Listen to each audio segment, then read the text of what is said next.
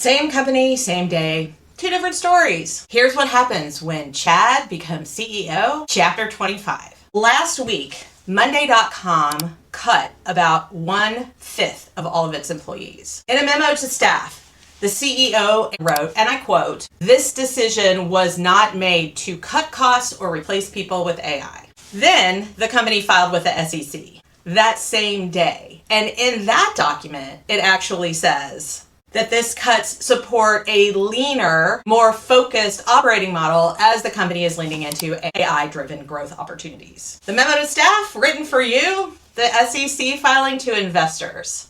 Different stories, same day.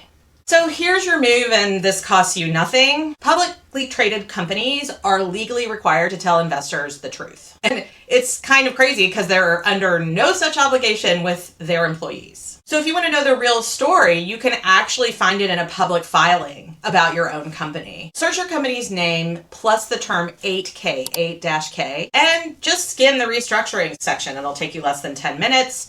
This gives you a lot of insight into what's really going on. And it might change what you ask for or how you approach your next review. Accessing and reading that information is one of the very first things that I do with many of my clients. If you want more information, feel free to send me a DM, and stay tuned for here's what happens when Chad becomes CEO.